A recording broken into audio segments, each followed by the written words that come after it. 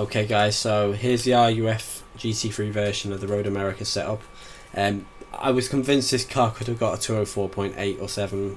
It probably could with a better setup for qualifying, but I do my setups for qualifying and race for these this league that I'm doing, because it's only a little midweek league. No one really takes it drastically serious, so I just stick to a nice combined setup and don't worry about learning two different setups. So anyway, we're going to start lap. Now in this Ruf Gt3, I think I should have gone a little bit higher on the brake pressures to give myself a bit better braking. As you'll see here, we had to brake a lot earlier for the corners in the M3, so we're braking literally on that bit of tarmac that comes out. We stay in 4th gear and we get a little bit of slide through that corner, which I didn't like, but we actually ended up taking the bend quite well.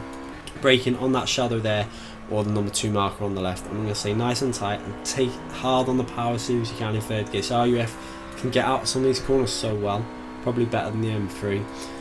But what we're going to need to look out now for is, we're going to look out for the number 3 marker. We can't brake as late as we could with the M3. We're going to brake just past the number 3 marker. You'll see there, we're hard on the brake there, into 3rd gear, then into 2nd gear.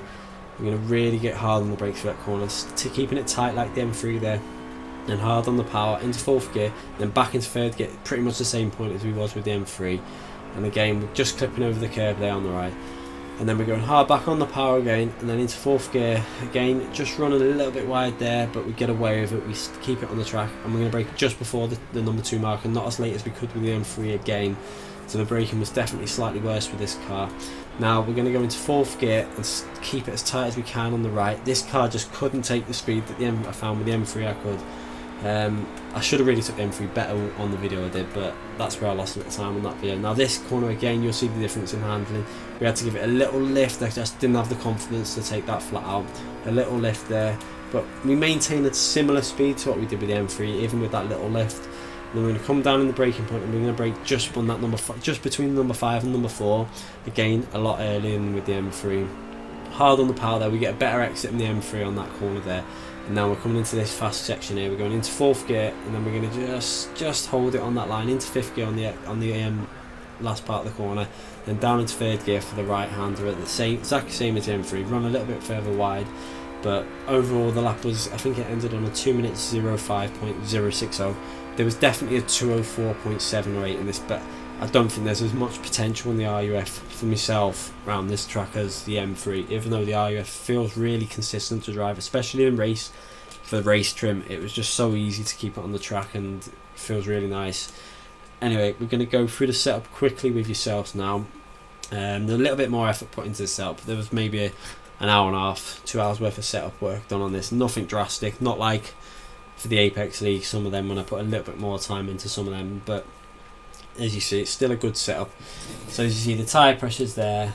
We've done it to keep the right hand side a little bit warmer, because they were going a little bit cold, as you can see. Gearing, there's not much you can do with the Ruf. It's just leave it on what it was, because you can't alter much. Now, acceleration slip, we could go up to 30%. That's really important to give you the corner exit speed that you need in the Ruf. Without that high, I found it quite hard to get the low 205. Preload 40 gave a nice balance for keeping it consistent for the race as well. Now you see the radiator was set up for the race there, 0 for qualifying, a little bit higher for race. Bump stops 8 and 12. I wanted the car quite low. I think it can pre-set up a lot higher than that, and obviously Road America being a smooth track, like I said on the M3 setup, you want it quite low. Reasonably aggressive all the way through the setup again. Few alterations are made on this. Right, as you can see there, 60 on the front and then 66 on the back, like Silverstone. Gave us a nice nice amount of grip on the front end for the corners. Camber angles 2.6 and 1.9. Wanted the front end to have a lot of grip with this Ruf, as it struggled on some of the corners. 0.2 for this. I didn't like 0.1. Tried 0.1 and I preferred 0.2. It didn't seem to lose much down the straights, and as you can see, there's, as standard, nothing changes on that. I'll leave you with a quick replay of the lap, just so you can have a little look at it. And remember guys, make sure you subscribe and click the like button if this video has helped you out in any way. Thanks again for watching guys.